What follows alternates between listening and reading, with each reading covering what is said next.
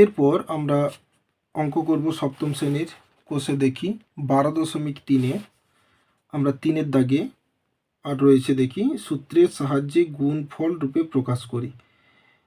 Just গুণফল রূপে প্রকাশ করব সূত্রের সাহায্যে।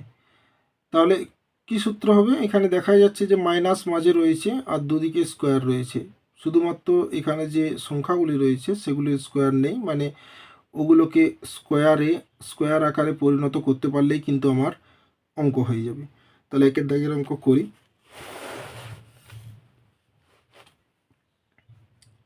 তিনের একের দাগ অঙ্ক রয়েছে 25l square minus 16m square. এগুলো জাস্ট গুণফল রূপে প্রকাশ করব এই সূত্রের সাহায্যে। তাহলে কি, প্রথমে এটার সম্পূর্ণটা স্কোয়ার আকারে আনার চেষ্টা করি। তাহলে 5l এর হোল স্কোয়ার মানেই 5 5 25, দুটোরই স্কোয়ার হলো। এরপর 4 4 16, 4-এর স্কোয়ার আর m এর স্কোয়ার, দুটোতে হোল স্কোয়ার দিলাম। তাহলে এটা a মাইনাস b হলো। তাহলে এখানে দেখে নাও, a plus b into a minus b আকারে আমি প্রকাশ করব।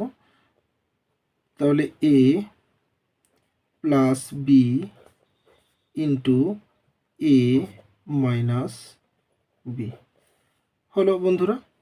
এইভাবে এই রূপে প্রকাশ করব, এই রকম। এটা গুণফল রূপে, কারণ যেহেতু মাঝে কোনো চিহ্ন নেই, এটা ইন্টু, এটা এই সংখ্যামালা এবং এই সংখ্যামালার গুণফল রূপে প্রকাশ করা হলো।